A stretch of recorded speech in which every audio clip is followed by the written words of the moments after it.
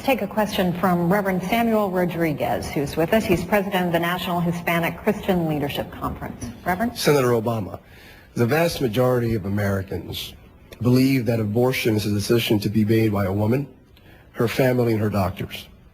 However, the vast majority of Americans similarly believe that abortion is the taking of a human life. Do the terms pro-choice and pro-life, do they encapsulate that reality in our 21st century setting, and can we find common ground? I absolutely think we can find common ground. And it requires a couple of things. Number one, it requires us to acknowledge that there is a moral dimension to abortion, which I think that all too often those of us who are pro-choice have not talked about or tried to tamp down. I think that's a mistake, because I think all of us understand that it is a wrenching choice for anybody to think about. The second thing, once we acknowledge that, is to recognize that people of goodwill can exist on both sides.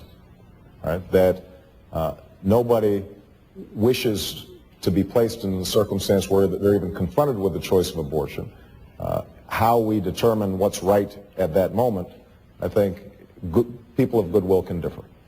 And if we can acknowledge that much, then we can certainly agree on the fact that we should be doing everything we can to avoid unwanted pregnancies that might even lead somebody to consider having an abortion. And we've actually made progress over the last several years in reducing teen pregnancies, for example. What I've consistently talked about is to take a comprehensive approach where we focus on abstinence, where we're teaching the sacredness of sexuality to our children. But we also recognize the importance of good medical care for women, that we're also recognizing the importance of age-appropriate education to reduce risks.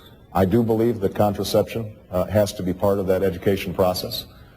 And if we do those things, then I think that we can reduce abortions, and I think we should make sure that adoption is an option for people out there. If we put all those things in place, then I think we will take some of the edge off the debate. We're not going to completely resolve it. I mean, at some point there may just be an irreconcilable difference.